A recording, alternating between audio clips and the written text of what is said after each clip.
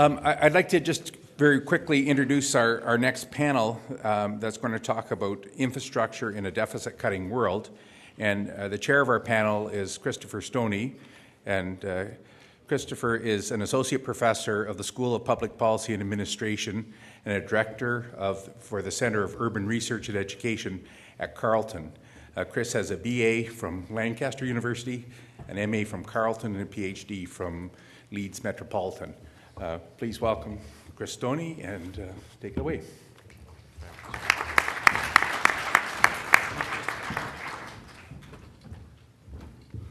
Thanks very much, and good morning, and thank you to Ocepp for letting me take part in this event. I must say that it's, I think, a very promising initiative to see that policy and engineering are on the same agenda. As you know, universities are often more siloed than actually any government that exists that I know of, and so we've this year launched a new joint MA between engineers and public policy in sustainable energy, and I think that's going to be the first in a number of joint ventures that we're running. So I'm delighted to be able to sit here with so many engineers, and policy people. I would just like to introduce the theme and then the panel very quickly. The infrastructure in a deficit-cutting world, or what we could have called the morning after the night before. So that's really what we want to focus on, and I'm delighted to say we have an excellent panel, many of whom will be familiar to you. On my far left, Guy Félio. Dr. Guy Félio is Adjunct Professor of Civil Engineering, Carleton University, President, Infrastructure Strategies and Research, a Municipal Councillor, the City of Clarence-Rockland in Ontario.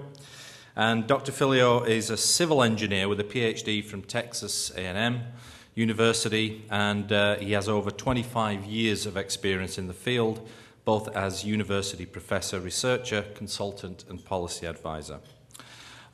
In the centre, we have Mike Buda, who many of you will know. Mike is Director of Policy and Research, Federation of Canadian Municipalities. Mike joined FCM 6 years ago, and at the time, the New Deal for Cities and Communities had just been launched. Seems like a long time ago now. He's worked since then at making the cities and communities agenda real and transformative for municipalities and other orders of governments and citizens and business. And to my immediate left here, we have Michael Atkinson. Michael has been president of the Canadian Construction Association, the CCA, since March of 1993. He was appointed CCA Director of Industry Practices in June 1987 and promoted to Senior Director in 1990 and subsequently to the position of President in March 1993. Michael has emerged as a leading specialist in the area of standard construction practices in Canada and is highly regarded for his knowledge of the Canadian construction industry. His more than 25 years of experience with the CCA has included every aspect of senior government relations and industry practices. So that's your panel this morning. Now, we're running a little bit late, so we're going to move into the presentations quickly, and I'm going to ask each of the presenters to stick to 10 minutes. I will then ask a couple of questions that I think are very relevant to this theme, and then we will throw it open. So I think what we will do is move in the order that we're set here. So Guy Félio, I think, is going to start. So 10 minutes, I think. Over to you, Guy. Thank you. Okay. Thank you very much. So I'll skip my introduction slide, and I'll go right to the next one. When we're talking about road infrastructure, I think the slide is self-explanatory. I just want to make a couple of comments. First, what you see on the bottom left-hand side is not what we should be considering green infrastructure. What you see in the center of the slide, this is not a traffic calming device. And what you see on the right-hand side, I think that you that are electronic engineers or electrical engineers, you should be thanking every day a civil engineer for having created gridlocks, which has been the boom of mobile communication devices. When we talk about water and wastewater, I think that because of the regulations, because of the quality controls that we have, the situation is certainly much better. Although once in a while you hear about combined sewer overflows that are closing some beaches. But I think that, from that perspective, although there's quite a bit of work that will need to be done in the future because of new regulations in terms of the new Canadian municipal water and wastewater strategy coming up, quite a bit of investments across the country will be needed. In terms of looking at investment decisions, and this is where I departed a little bit from the discussions that we had originally with the panel, I was going to give you a whole bunch of numbers about, where is the state of Canada's infrastructure and so on, when I decided that you're here to hear about policy and not about numbers. So decided to really look into, as a municipal councillor, when we're looking at investment decisions, how we're looking at them. Where first there's always the battle between growth and versus existing. And the proponents of growth and developers and so on will come to us and say, well, if you, continue to promote development, you will have, more money, more taxes, and that will pay for all the repairs that you have to do for your existing infrastructure.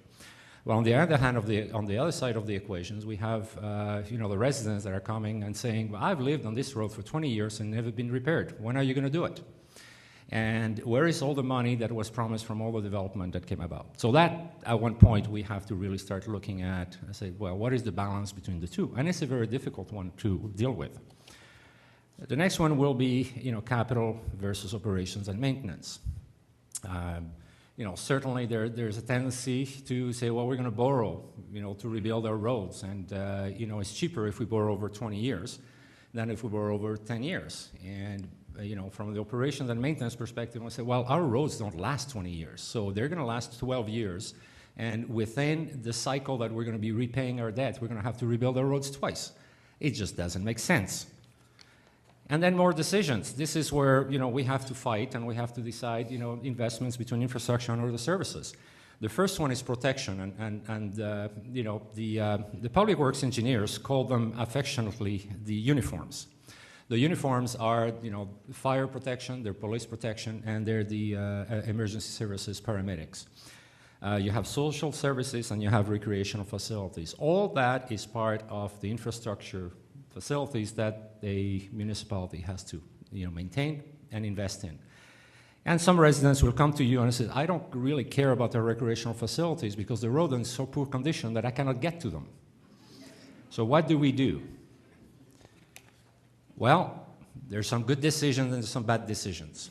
And if you look at this slide from the engineering perspective, physical condition, we have a perfect road that is going to last forever. It also meets all the capacity, all the demands that are on that road, which is zero. Is it really functional? Question. So here, this is where I challenge municipal engineers and basically asking them, your best friend at a city level is your finance officer.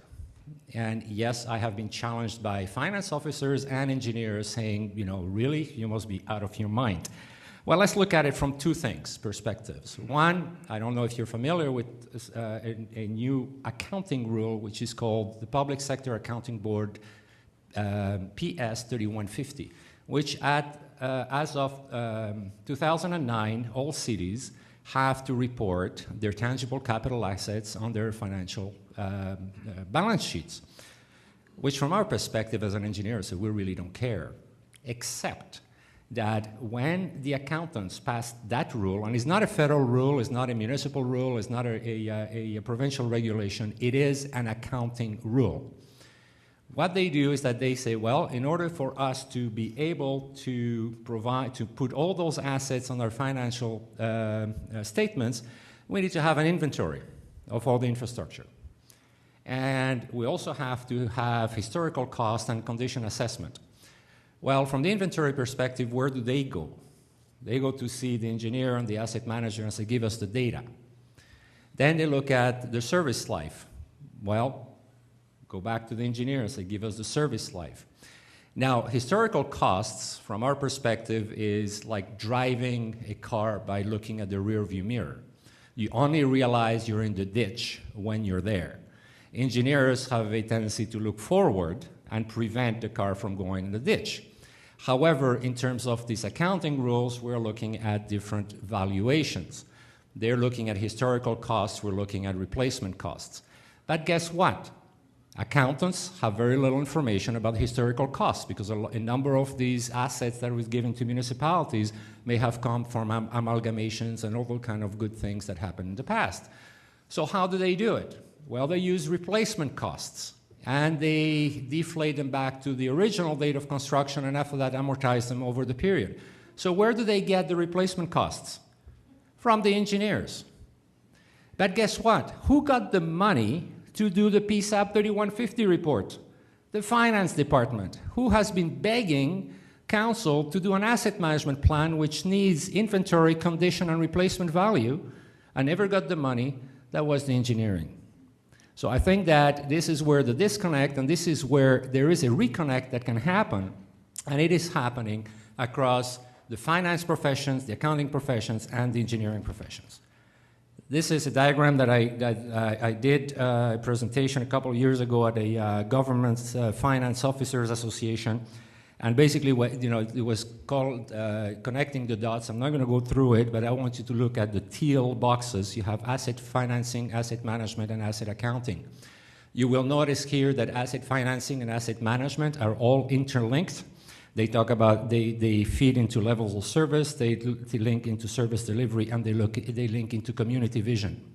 If you look at asset accounting, it ends up in a dead end, which is a TCA financial report. So where do we get the money in terms of a municipality? Well, certainly we have development charges. Development charges only pay for future growth. It doesn't pay for existing infrastructure. We have a number of user fees. In the city of Clarence-Rockland, we have a separate fund and full cost accounting for water, for sanitary sewers, and for solid waste. Recreational facilities, only partly. We don't recover 100% of our costs from recreational facilities. Transit, public transit, the same thing. There are some user fees that are collected, but it doesn't cover the full cost. Municipal roads, we don't get anything from user fees. We got local improvement taxes, but we have to be careful about how we use them. When you're talking about local improvement, that means that you're already providing the basic service. And then you're going to improve that service, and you're going to ask the residents that are benefiting directly from that improvement to pay for it.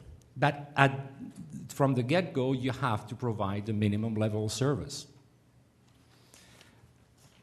We also have infrastructure programs that have come online, as far as I remember, since 1994. They went through a number of different changes of names. However, those pay for capital only. The gas tax certainly has helped, and hopefully it will continue to help. Property taxes pay for the rest, including roads, operations, and maintenance. And P3s, and sometimes they help, and please don't do like my first rookie mistake as a city councillor is call them P3s. Don't. Call them alternative funding mechanisms. And I would have some comments about that, but since I don't have time, my comments refer more to the regulatory side as opposed to the real partnerships. So what about O&M? You know the fellow there with the brown sweater? After 2.5 hours of being bombarded by citizens, was thinking, I wish the mayor had put me in charge of the Parks and Rec committee as opposed to the Public Works committee. Operations and maintenance, the problem that we've been having in municipalities is that we have not been making a good case for it. We've always looked at it as a cost and not an investment. And it's very easy to look at it from perspective of your own car, your own house, and then you're not it's not costing you to change the oil. You're investing to maintain the engine. You also have to look at maximizing the result, and you need a good plan. We don't have good plan for operations and maintenance. Just in our budget cycle, the director of public work came up and said we need $100,000 to put crushed stone on our roads. that budget was reduced to zero because he could not make the case. Condition assessment priorities, we have to stick with them. Residents, the taxpayers, don't like surprises. I don't like surprises as a councillor, and I don't want to have surprises. If you tell them we're going to have priorities and we're going to maintain them over the next 3 years, then do it. And if you question the will of council to continue with these priorities once they either been re-elected or rejected, then there are mechanisms to protect them. For example, you can always put a question on the ballot, do you want to continue paying for this? And it would be political suicide for the new council to go against the will of the people if the question was on the ballot. And you have to be continuous, not just went 1 year and so on. This is what happened to us not too long ago. We're just basically going to increase, in addition to our regular taxes, we're going to put 3.5% special road tax. But it's going to be a reserve fund, it's going to be dedicated funding, and basically it's only going to be spent by council resolution. So it's going to be public.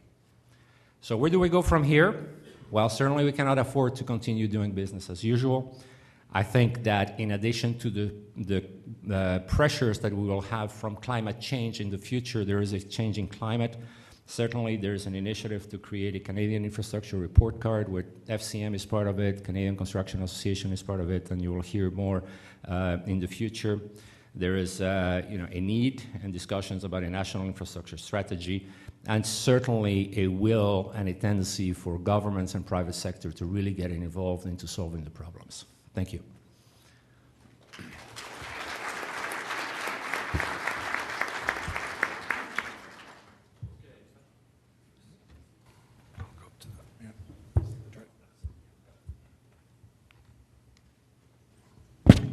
That's it, got it, yeah.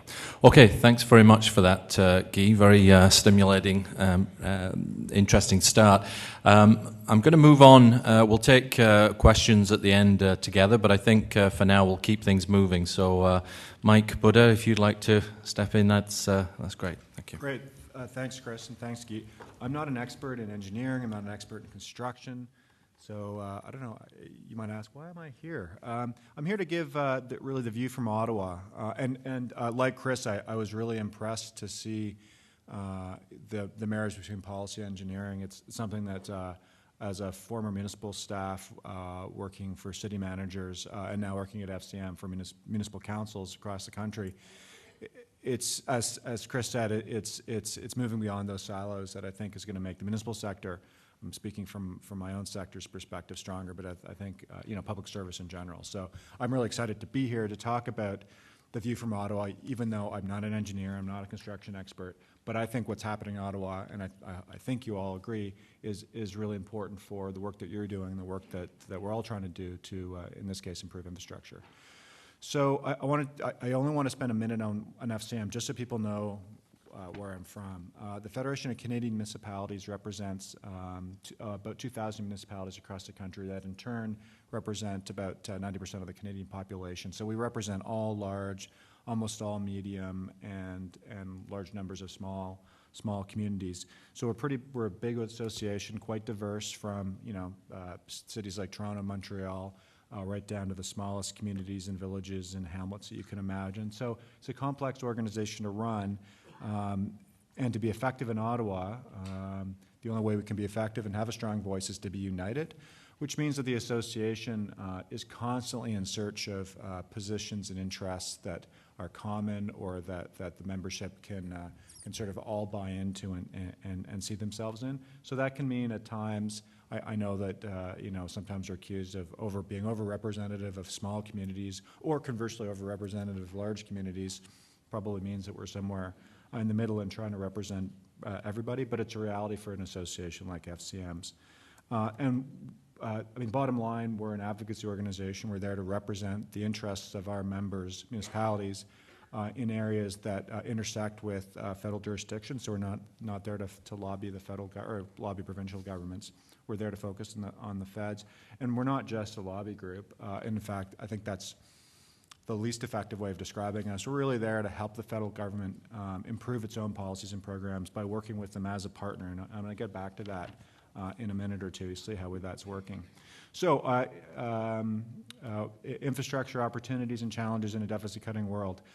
Before I get to the opportunities and challenges, I want to make sure that we come at this from a common context in terms of where we've been, because where we've been has been really, I think everyone knows, has been incredibly effective, but it's also set the bar pretty high. So, obviously, the stimulus program injected tens of billions of dollars into all types of infrastructure across the country over the last 2 years.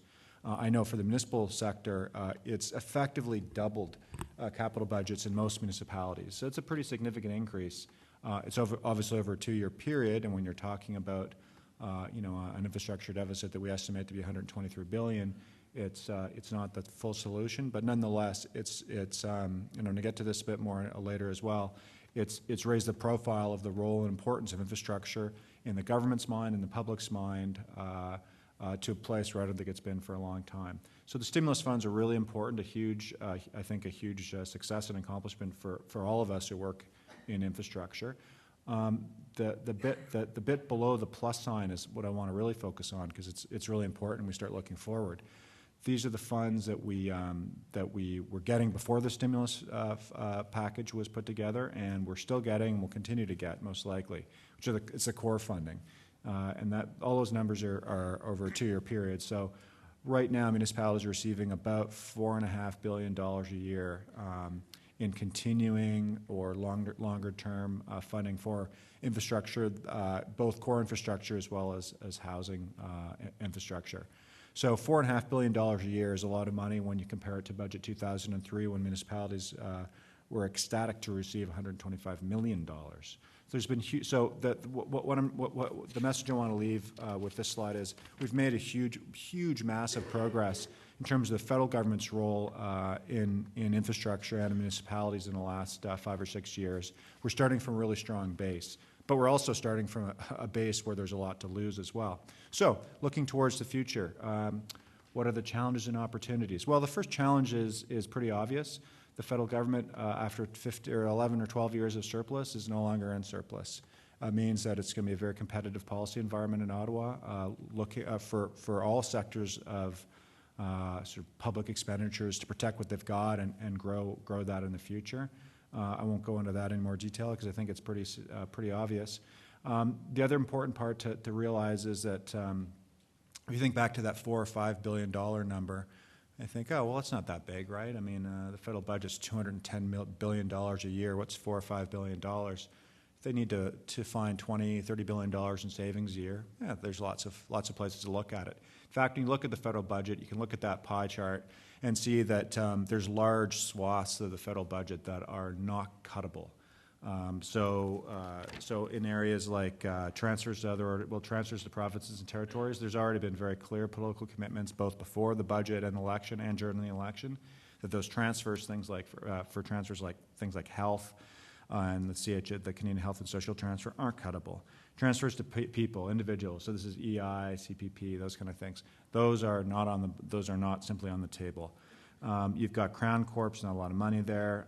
They're talking about cutting a little bit from defense, but I think most Canadians are pretty supportive of current levels of defense spending. You've got operations and administration, which is $42 billion, and you have programs at $32 billion. Those are the only two pie chart, really big pieces of that pie that are available for cutting. And operations administration, that's the code word for cutting red tape, fighting the gravy train. Government after government after government in the last 15 years has cut in that area. There's not really a lot to cut there. That leaves you with program funding, $32 billion. That's where infrastructure funding in this country comes from. So all of a sudden, the scale of the funding that infrastructure is getting from the federal government becomes a much bigger piece of the pie that could be at risk for cutting. So we just had an election. We didn't elect this man, I might add. And as Chris said at the beginning, this is the morning after the night before. This election is going to bring changes. It has brought changes. Are these the kind of changes as infrastructure professionals we can and should believe in and be focused on and worried about or happy about? That's really what I want to spend the last few minutes of my presentation on. Going into the election, And through the first part of the election, I think the narrative very much was, this election isn't about cities and communities, this election isn't about infrastructure, this is an election about contempt of parliament and coalitions and pick your issue. Later on, it became about health a little bit, an orange wave. It really was very much about where's the role of cities, and when people say cities and communities, really they're talking about infrastructure. And that was a narrative that FCM partly helped fuel. And I think it was actually a bit of an error on our part, and the reason it was is because, in fact, the election was very much about infrastructure in cities and communities. So I just want to spend a couple minutes on this because it's really important for you to take away from when you go back to wherever you work, when you start thinking about and looking for government decisions that are coming up. You need to know that there's actually a strong basis for those decisions in platforms of all the parties. So all parties supported continuing infrastructure investments and developing a long-term infrastructure plan. This is pretty groundbreaking. It feels like it's old hat, but even a few years ago, the federal government didn't see a strong role in investing in infrastructure. In 1993, when P.Eng created the first federal infrastructure programs in over 2 decades, they were created simply and solely to create jobs. Here we are 15 years later. Sure, the stimulus fund was about creating jobs, but the Conservative Party and all the opposition parties see infrastructure investments as much, much larger than that. The infrastructure become part of their core economic and social narrative. So in particular, the Conservative Party is committed to extending the Building Canada Fund and continuing it, legislating the permanent gas tax. In the election, the now official opposition proposed committing an additional cent of the gas tax, another $400 million to transit. These are huge investments, huge commitments that sure didn't get a lot of play in the election, but then nonetheless provide us a really solid base. This is actually, I think, a really important quote to look at. Harper made this at a public rally on April 29th. It was a rally where Mayor Rob Ford endorsed Stephen Harper. And you'll see in here that now Prime Minister Harper has completely integrated infrastructure into his economic worldview, into the view that he sees government playing in the economy. This is huge. At FCM, and I know others, have spent years trying to help the Conservative Party, the then government, see infrastructure in this way, and I think it was a bit of a forced fit for many years. They were doing it because they saw political gains in it. I think now they see this truly as part of their economic platform, which is a huge advantage going into the next election, or into the next government. So what's FCM's plan on this? One, as I said, we're protect our gains. We've already received in the last 2 budgets and now in the election in the Conservative platform, as well as in the NDP's platform, very clear commitment to protecting all the existing investments that municipalities receive for infrastructure. Our second part of the plan is to focus on the economy. It's something we've been doing for a number of years, but the party in power, as well as the official opposition, have really made the economy part of their narrative, and that's new. The NDP have not always been as focused on the economy as they are now. 3 is to build a stronger partnership with the federal government. We're going to be working with them, and you saw this in the budget as well as in the Conservative election platform, to develop a long-term infrastructure plan, working with FCM and provincial and territorial governments and stakeholders like the CCA and some of the national engineering associations. Number 4 is we need to show the value of infrastructure investments. This is really, really important. Politicians don't like giving money away unless they see some return in terms of visibility. So we'll be working with, hopefully, many of you to help improve the visibility of the gas tax fund. And 5, all these points really will prepare the infrastructure sector for a return to surplus, so that when the government goes back into surplus and there's additional funds available to be spent, this sector needs to have a very clear plan that we've worked on with the federal government for how those funds should be invested in the long term. We need to be able to demonstrate that these kind of investments will contribute to continued economic growth and prosperity. We need to show how there's political visibility for these funds. If we can do all that in the next 2 or 3, 4 years, we'll be really well placed to start getting a piece of the financial dividends of the years of deficit cutting in front of us. This is really important. If we wait until Canada gets back in a surplus, it'll take 4 or 5 years, and all of a sudden you're right back into the next part of the economic cycle. So that's FCM's plan, and I know we'll be working with groups like the CCA and the National Engineering Associations, because it's going to take a coalition to make this happen. So those are my remarks.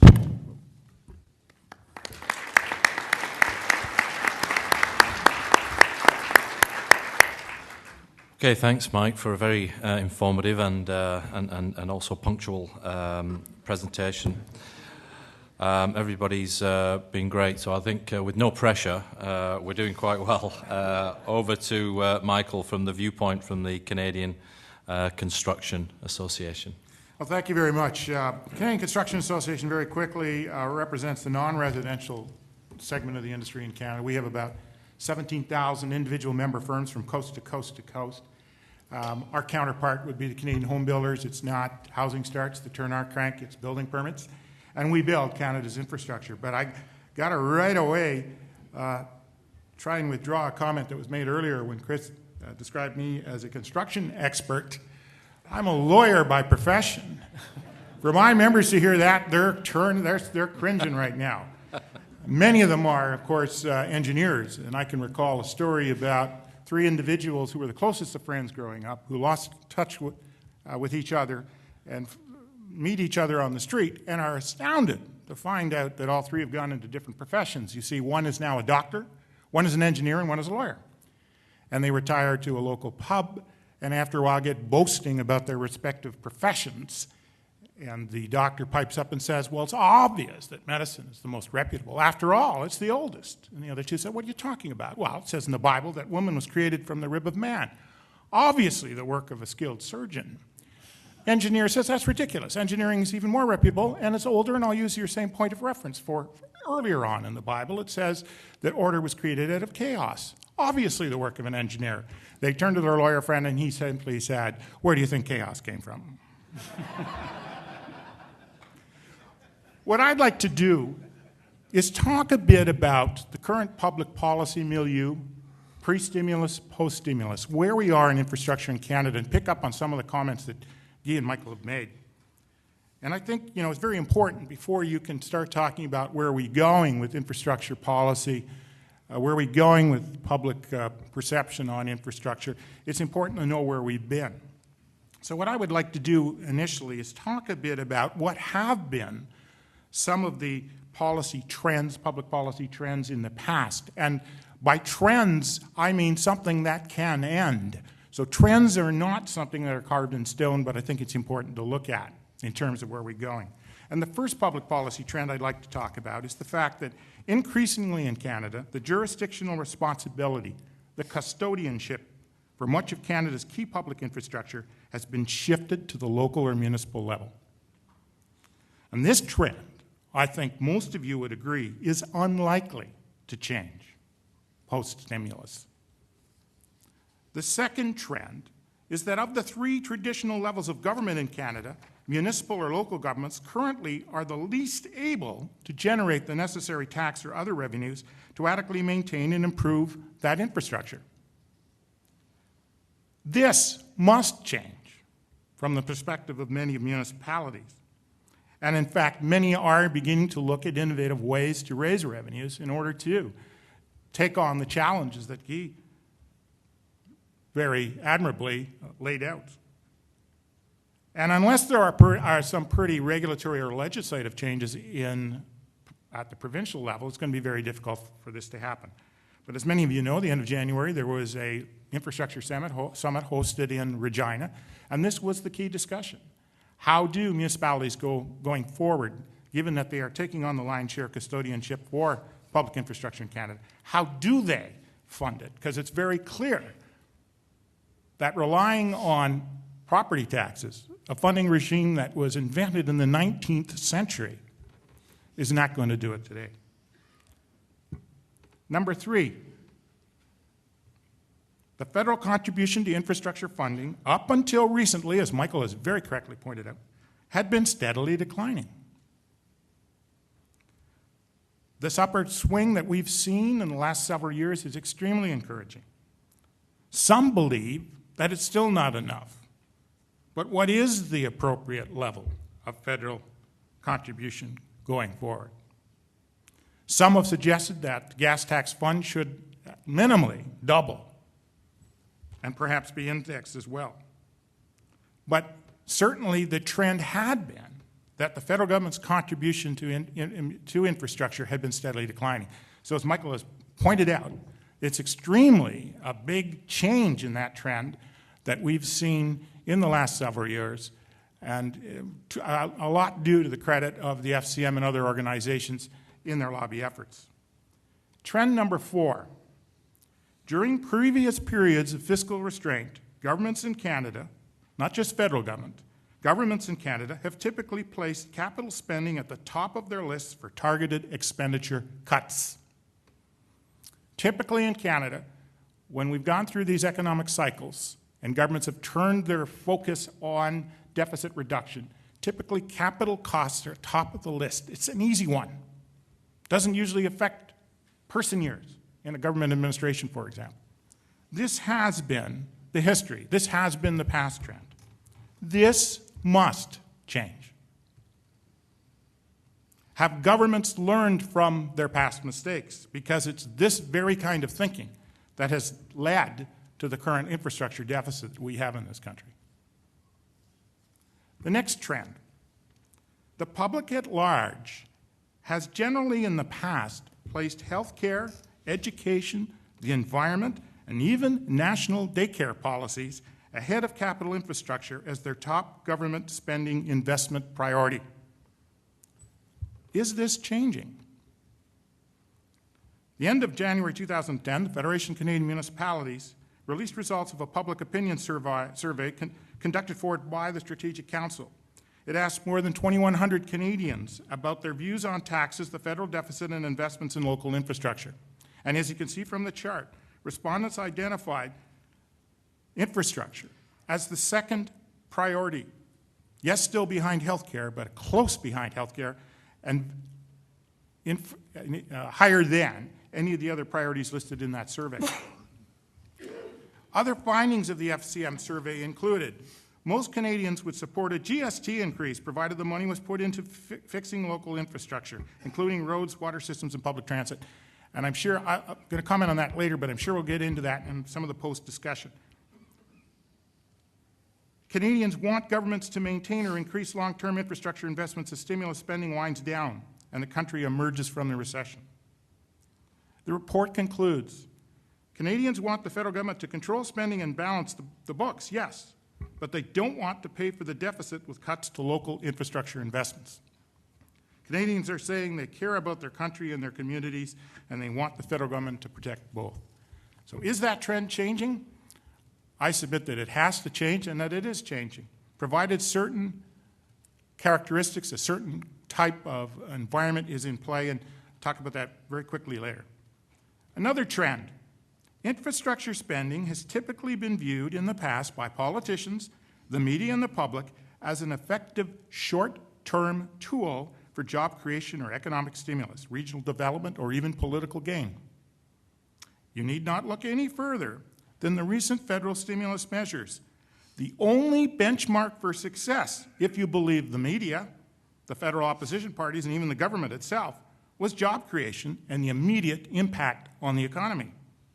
And in fact, as Michael has mentioned, the first real major federal foray into infrastructure programs back in 1993 under the Carleton government was even called the Jobs Stimulus or Infrastructure Program.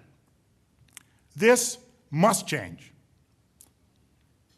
Governments must learn to view infrastructure development and maintenance as an ongoing long-term commitment and must plan accordingly. You invest in infrastructure not to create jobs or stimulate the economy, although it will do that.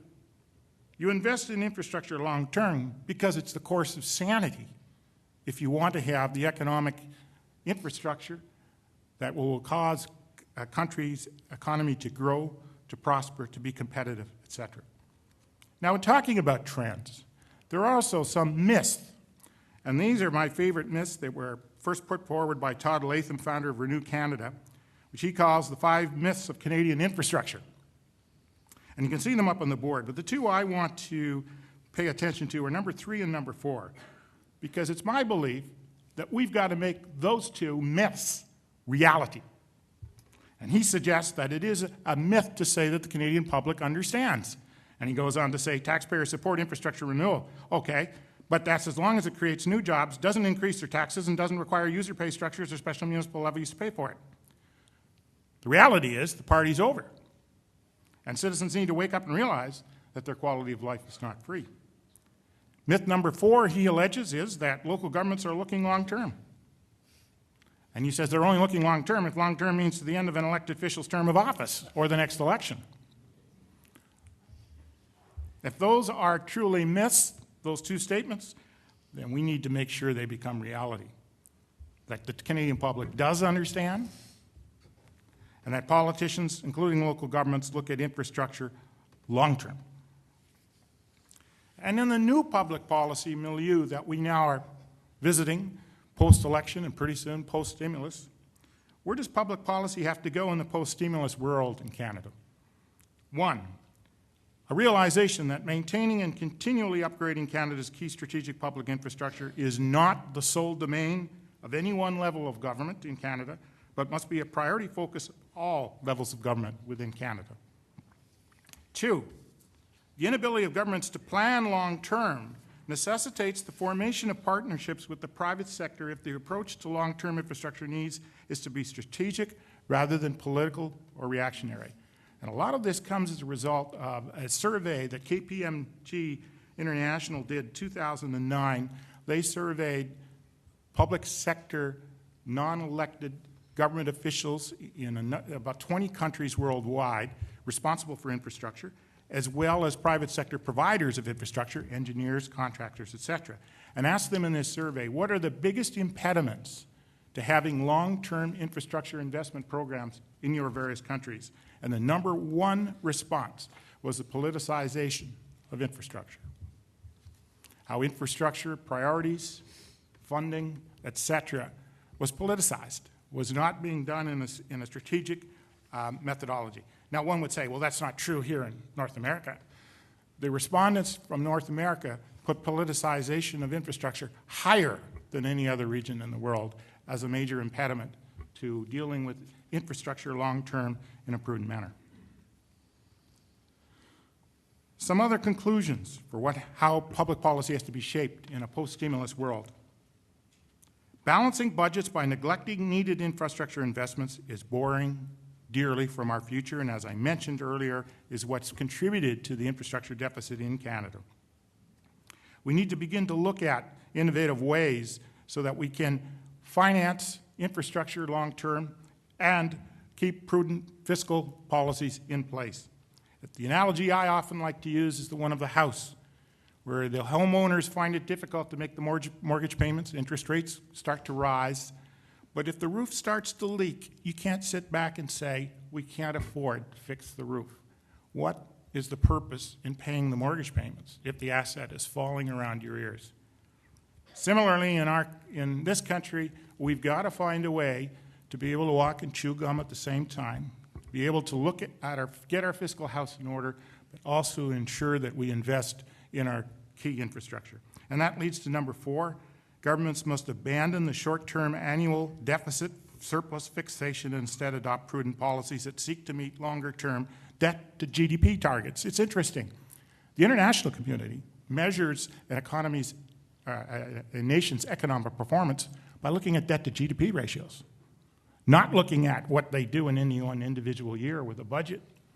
And yet, the obsession or fixation that we have, both from a public policy point of view and therefore from a government policy point of view, is looking at individual years and how you do in a particular deficit, or in a particular annual budget. The debt to GDP number has 2 factors. One is, yes, debt, but the other is growth, GDP. And if you don't feed the growth part of that equation, what's the purpose in managing debt? If you have no fiscal deficit, but you have no growth, the IMF isn't going to get you a great rating. So I think one of the things that has to change in this new public policy milieu, and as Michael pointed out, we're hoping now that we're seeing the right sounds, the right messages coming from government, that the state of our country's infrastructure is intricately woven into how we will perform economically, competitively, et cetera, in the future. So they are inseparable. The last public policy statement that perhaps has to change, and this is a tough one. Canadians must learn that having state-of-the-art public infrastructure that supports a healthy, environmentally friendly, and prosperous quality of life is not free, and that we as taxpayers may ultimately have to pay more. That's a tough pill for everybody to swallow, but it's the sad reality. And I think as the situation changes, you know, there's a number of organizations out there that have proposals on innovative ways to fund municipal infrastructure. I know the Canada West Foundation is proposing what they call a penny tax. It's a dedicated sales tax that would go to infrastructure, and it's based somewhat on what some 35 or 36 jurisdictions have in the United States. And in every one of those jurisdictions in the United States where they put these taxes in, they've done them by referendum. And where the government has insisted that these taxes be dedicated, transparent, accountable. In other words, it's very clear that the money is being collected and going into the infrastructure that has been promised, where it's very clear that there's an accounting back to the taxpayers in that region about how the money was used. Over the votes in favor of those particular referendums are in the 70 to 75% range. So it can be done, and I think Canadians, like most North Americans, if they see that the funding is going into that infrastructure, it's transparent, it's accountable, there's no reason why it shouldn't be tried. So I think I'm going to stop there because I'm more interested in listening to the rest of the panel and from you rather than to myself. So thank you very much.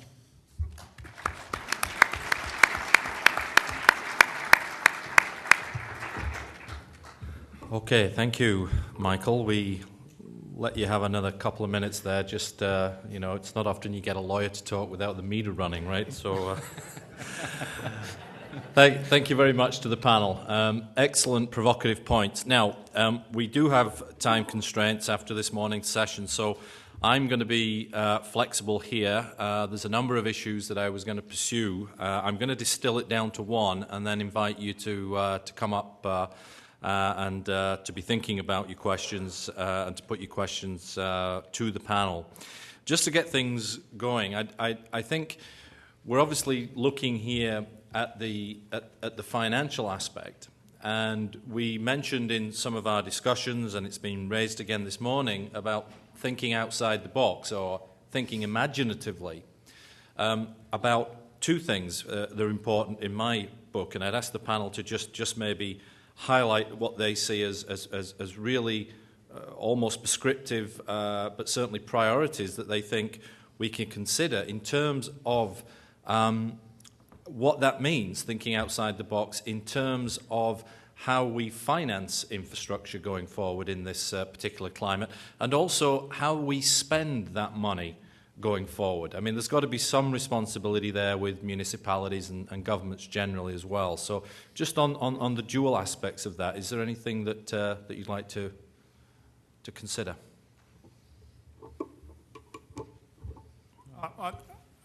Based on what I had just said about what has been the experience in the United States with so-called penny taxes or dedicated sales taxes, the key issues are transparency, accountability, and true dedication, so that the taxpayers can actually see that the additional taxes or revenues that they're paying are actually going into to benefit the infrastructure.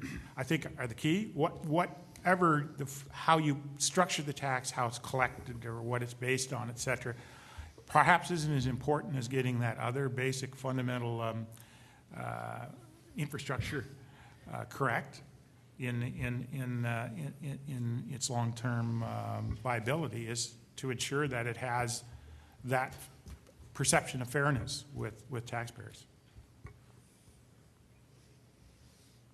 I'm going to look at it from a slightly different perspective. I'm not going to talk about the funding or the financing of it. Looking at, however, from the point of view of the service that is delivered to the user.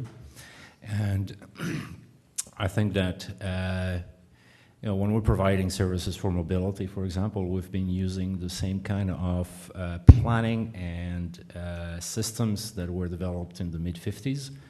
However, we really haven't involved in how are we going to provide the service to the user. I mean, there's some good thinking happening now.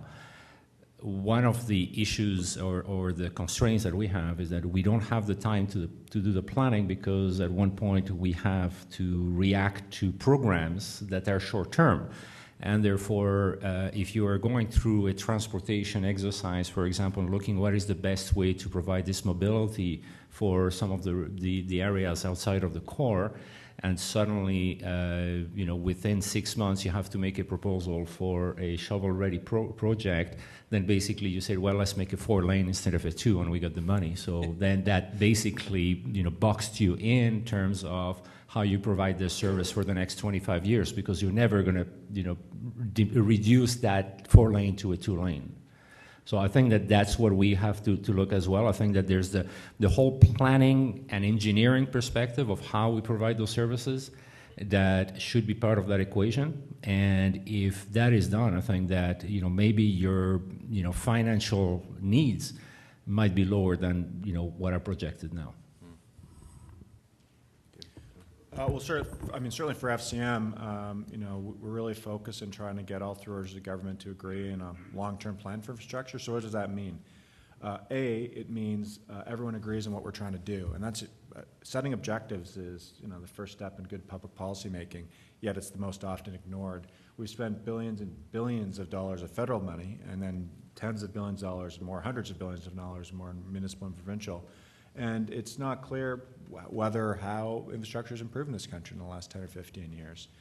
It'd be nice to say, if we made a plan now, that in 10 years, for instance, during the election, FCM ran a fairly high-profile campaign called Cut My Commute that was designed to get people focused on congestion. A study done last year by the OECD showed that some of our largest cities have the worst congestion in the developed world.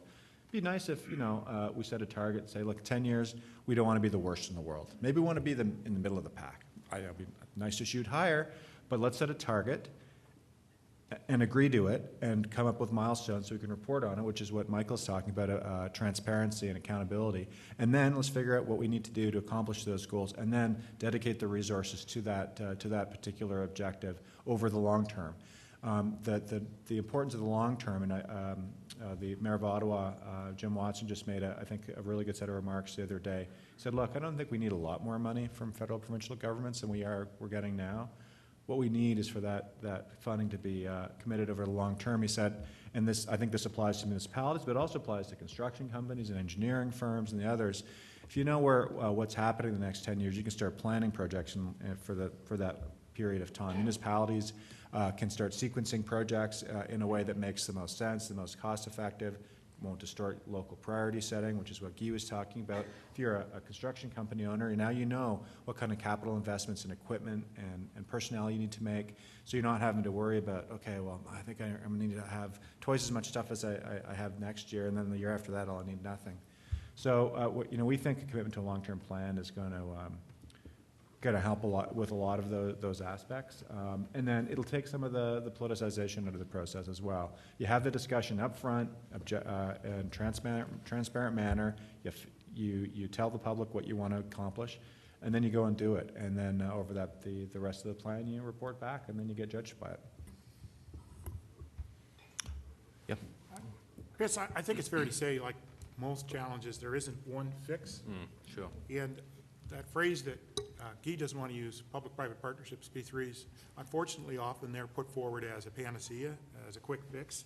There is definitely a role for public-private partnerships and private sector partnerships, including financing of public infrastructure. Absolutely. The role, however, when P3s became all in vogue again, P3s are intended as a means to leverage additional private sector money for funding and infrastructure. That was the whole idea. In order to leverage private sector funding, you have to have a good public sector funding base to begin with. And by leveraging or supplementing the amount of public dollars with private dollars going into infrastructure was what the role of P3s was supposed to be all about, other than taking advantage of the private sector ingenuity, et cetera, et cetera. Unfortunately, some view that not as a way to supplement public infrastructure, but to supplant it. Well, instead of spending all that money, we're gonna balance our books by trying to get the private sector to take on a bigger lion's share of that. And I think that's where we have to be careful, that there isn't one magic tool in the toolbox that's going to address this issue. They all have a purpose. And to suggest that there's something that can be done right across the country that's going to be equal fix for all municipalities is perhaps not the way to go either. But I couldn't agree more with Michael that having just a long-term permanent commitment from the various levels of government that this is what we will bring to the table on an annual basis, well, boy, you can really go out and then raise private capital around that. When you have government, you know government is there. And it goes to answer Guy's concern or problem that when these co-funded programs, somebody announces yesterday that, hey, we're going to come to the municipalities and we're going to give you a 33-cent dollar. So by the way, you have to have your list in next Friday. That's just not a way to manage a portfolio. So hopefully just even getting people to look long-term is going to resolve some of these issues. But I would really caution against a one solution fixes all type of approach. Absolutely. We could spend a lot of time on this, but I'm aware of time constraints before we get chopped. So I'm just looking around to see if anybody would like to come up, maybe see how many we can take. I'll maybe take two at a time and then... Yes, I'm Dan Preely with the Lakewood chapter. I'd like to thank the panel for their excellent presentations. I think we all appreciate there's a huge need to improve infrastructure, but a shortage of funding. I'd like to know what the panel thinks are the advantages and disadvantages of design, build, and operate and maintenance contracts with respect to obtaining value for money. Thank you. It goes right to what I just said. I'll take maybe two and then come back on that. Okay, thank you. Sorry. Two at a time? Yeah, I'll take two. It's okay. I'm Nanda Lewin from Willowdale Thornhill. My question is for the panel, by the way, excellent presentations, is that you may have noticed that the Harper government over the last few years through their Building Canada program seems to put an emphasis on soft infrastructure, at least the money that's going out. It looks like a lot of it has gone to soft infrastructure such as cultural centers and libraries and rinks, and those are all very good, right?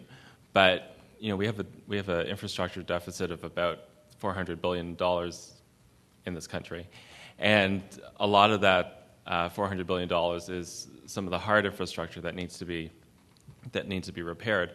And I was just wondering, like roads and bridges, and I was just wondering what we could do to convince the government that there are certain projects that are that urgently need to be addressed, and put the emphasis more on the hard infrastructure that needs to be repaired and rehabilitated. Thank you. Okay, thank you. You're going to, and then you'll come back to the other one. Sure, I think I can address that second question. I think Michael was going to at least start on that first one. So the numbers I've seen from Infrastructure Canada suggest actually the opposite of I think what the perception is. I think you're right. The perception is a lot of this new money has gone into rec centers and arenas and the rest of it. The reality is that about 90% of it's gone into core public infrastructure, so roads, bridges, transit, water, wastewater. So the stimulus fund is actually a good example. A lot of the highest profile projects are new municipal buildings. The vast majority of it went into rehabilitation of existing assets, especially roads, bridges, water, wastewater, transit. Over half of the gas tax funds, that's $2 billion a year, is going to public transit, just on its own. And then most of the other half, well, actually I should say, all of the other half is going to core infrastructure because the gas tax fund, all the soft infrastructure that you're talking about isn't actually eligible under that project. So all of that money is going to core. And as I said, Building Canada, so if you look pre-stimulus, the Building Canada fund, 70% of it, I think is the number I saw, was going into what I would call core, and then a mix of it was going to some of those other ones. I think we'll always see a certain percentage going to those, A, because there's real needs, and B, because they're highly visible.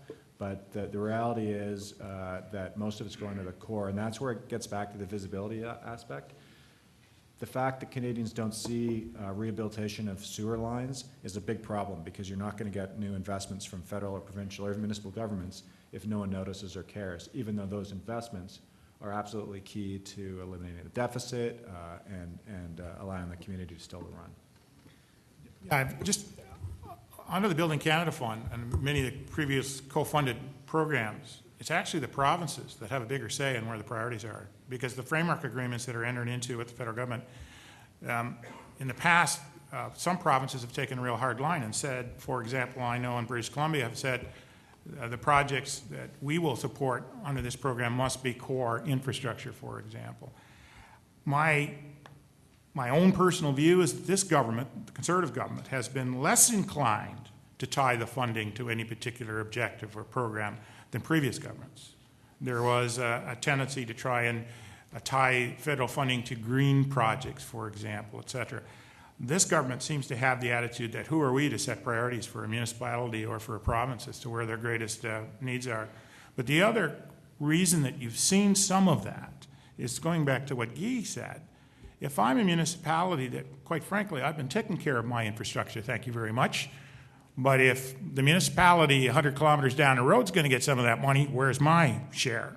And if I want to put it into skyboxes, what's wrong with that? So I think a lot of that has to do with the way that the programs are managed. Getting back to the other question, design, build, finance, maintain, private sector, to me, is a P3 project, public-private partnerships. And I would make the same comment I made earlier. They can work very well, and they can be just an absolute dog's breakfast. And a lot of it depends upon what the intent and objectives are of the public sector partner going into the project.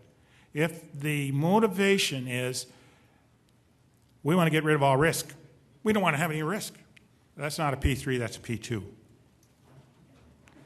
There isn't a partnership there. And those types of projects are usually doomed before they even start. When you've got one of the parties sitting at the table saying, our bottom line is we don't want any risk on this project whatsoever.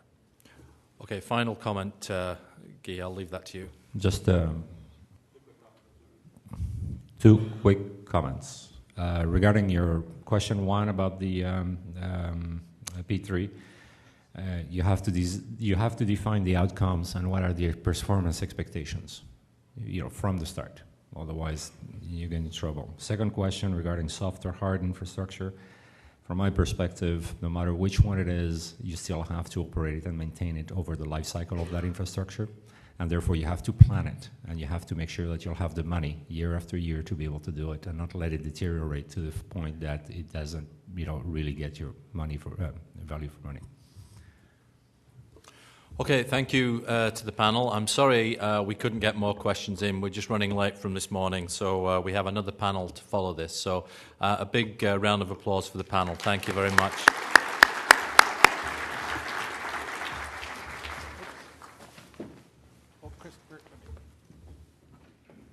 you very much. My pleasure.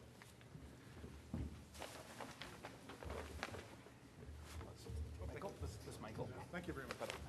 Personalized, so I got to make sure I got it in the right order. Michael. Good. Thank you very